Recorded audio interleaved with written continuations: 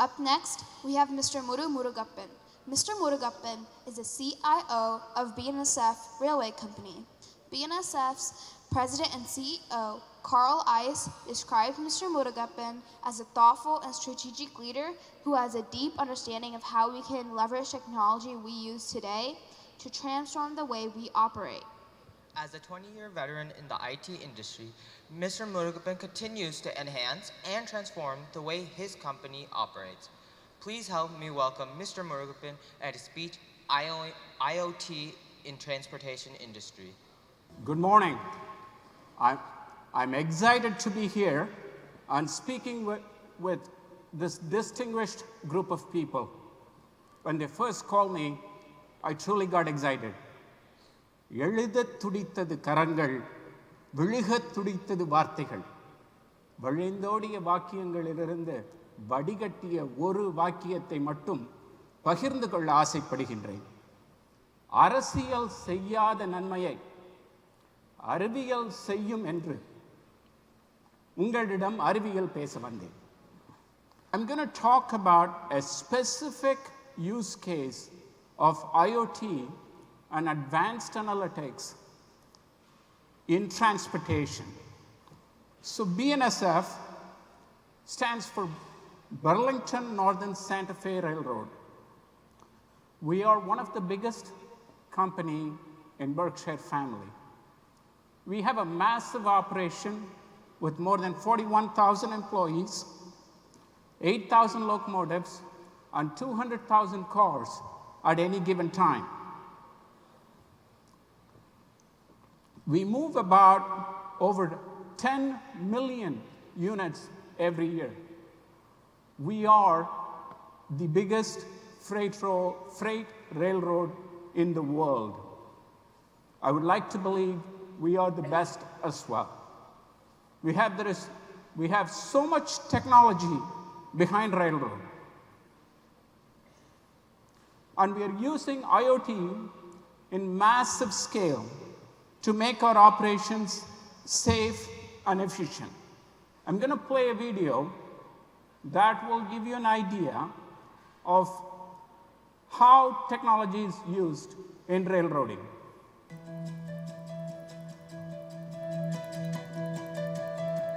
BNSF's recurring investment in the maintenance of its infrastructure and assets continually improves safety and efficiency. That's why today, the BNSF network is in its best shape ever. Thanks to technology advancements, BNSF's extensive preventative maintenance plan has become more precise each year. More than 4,000 trackside detectors monitor every locomotive and car 24/7 on the BNSF network. Some of these detectors can sense heat by the force of the equipment on the track. Others use sound analysis to identify defects in wheel bearings or cracks in wheels before they are visible. Camera-based detectors can recognize when parts are missing or something is not in the right position, thanks to machine learning. These detectors create a continuous stream of data, with more than 35 million readings every day. BNSF uses this data to more consistently identify equipment in need of maintenance. Keeping rail cars and locomotives in working order is key to ensuring safe operations and preventing unscheduled outages due to equipment failure. The condition of the track infrastructure is assessed by both humans and machines as they travel all parts of the BNSF system. Geometry cars check the stability of the track structure by simulating the force and weight of equipment moving over the track. Track geometry is measured using optical technology such as lasers while moving at high speeds. And other detectors sense defects in steel rail using ultrasonic technology. BNSF inspectors use UAVs or drones to see hard-to-reach areas of its structures. BNSF has been utilizing its emerging long-range aircraft to carry these cameras over hundreds of miles of track and is testing other possibilities, such as mounting the cameras directly to rolling stock. Issues identified by all of these technologies are evaluated and prioritized. With the ability of technology to continually inspect BNSF's infrastructure, BNSF is more efficient by focusing our responders on resolving issues rather than searching for them.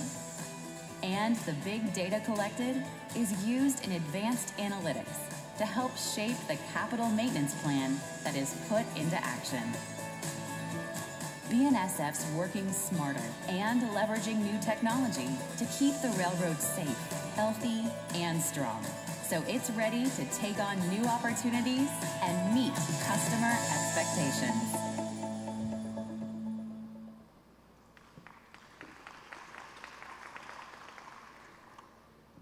So we collect data using a lot of detectors. You hear the word IoT, and it comes into place anytime there is a sensor or non-human created data. Once a machine is collecting data, you've got big data. You have to analyze it and you have to use it. And that's kind of what we do. So we have lots of assets. We need to first make it safe to operate. 2, utilize it really well. These are capital intensive assets. And 3, we have to make it efficient. What we call is creating capacity without capital. We are using this technology to utilize the tracks more. It costs about $2 million per mile of track. It costs $2 million per locomotive. So these are very capital intensive assets, and we need to use it really well. So I'm going to talk about 2 specific cases. One is the detectors that we have on the cars. At any given time, we have more than 1,500 trains running in our network. 1,500 trains. And if you ever stand in a crossing, the train never ends. It's really long, and it has lots of wheels in it. So at any given time, we have about 2 million wheels that are in motion. And all of those wheels have to be running right for us to be making money and have a safe operation. So we are measuring the temperature of the bearing every 20 miles of every one of those wheels. Every 20 miles. And we measure all of that data across the network using lots of detectors. The temperature is just one example. We got all kinds of detectors. We have acoustics, we have image, we have pressure, and so we do all of these detections and get all of that data for different components of the rail car. We use all of that. We collect about 35 million readings per day, and we use all of that to predict when a wheel is going to go bad, when the brake is going to go bad, when the car is going to go bad. It's a rare event, and we can predict it because we have the ability to do it. And that's what we do. We stop the train before something bad can happen. The proof is in the pudding. We have reduced safety incidents over all these years and got it really down. So this is what big data can do. As entrepreneurs, when you're thinking about these ideas, it's very important that you pick use cases. You have to pick the right use case, and you have to go deep in it. Because a lot of people come to us talking about big data. The question we ask them is, what is your differentiation? You have to have a differentiator. Is that you're offering a platform? Is that you have a solution? And it cannot be, I'm a hardworking, smart person, give me the chance, I'm going to get it done for you. So you have to have a systemic advantage that you're bringing to us. Because we are talking to the best of the best in the country, whether it is IBM, whether it is Microsoft, whether it is SAP, whether it is the startups in Silicon Valley, we're talking to all of them. And that's your competition. So if you have to stand out, you have to have a differentiator. And you have to be deep. You have to understand the problem that you're solving. Because most of the people who come and talk to us do not understand our industry. They might have read about it for maybe a day, and they want to come pitch an idea to you. So go deep, right? So the second case I want to talk about is how we inspect our tracks. On the track side, we run, look at that one that says geometry car. That car runs about 60 miles an hour and collects laser precision measurement on every inch of the track. Every inch of the track. We use that to trend the condition of the track. And occasionally we fly drones to measure things and look for exceptions, right? So all these technologies are used for collecting data. On this slide, the left side of it is all the mode of data collection. The right side of it is how we use the data. The right side of it, we do what's called identifying, predicting when a track will go bad. Then what do? Somebody has to take action on it. So we went beyond that and said we will give you a maintenance plan based on our predictions, how to optimize that maintenance plan. We will hand over that maintenance plan itself. That way we are not giving the exceptions and then have somebody take action, but do the leapfrog and come up with the maintenance plan. We are using machine learning and artificial intelligence to do this. What does that mean? That means that not only that mathematical models are predicting it, our engineering experts who have done it for 40 years might look at that mathematical model and say, I wouldn't do that. I'll do it this way. Then the machine learns from that. The machine replicates the experts. So that's the machine learning aspect that I want to highlight. So we are using all of that to come out with a comprehensive plan, and this saves hundreds of millions of dollars in the maintenance plan. From a drone standpoint, easy part is flying the drone. The difficult part is to take all the images that the drone has collected and performing image analytics and finding the exceptions. BNSF is the first railroad that got authorization from FAA to fly the drones beyond line of sight, because we have our own right-of-way over the tracks so we can fly the drones. So we are flying the drones, collecting data, doing analysis, and building our image analytics capabilities. The image analytics also uses a lot of machine learning. So as entrepreneurs, you're exploring things. Think of artificial intelligence in 3 categories. One is numbers, mathematical modeling, statistical modeling, random forest. Go deep into it. Have deep learning and machine learning and artificial intelligence. That's one aspect of it. The second aspect is language. Natural language processing, reasoning, intent, purpose, emotions. So the computers are getting good at all of this. That's cognitive computing. And so that's the natural language processing aspect of it. The third one is image analytics. All of this is coming together so much that you can't tell the difference, but think about it that way and see what you're focusing on and what problem you're trying to solve.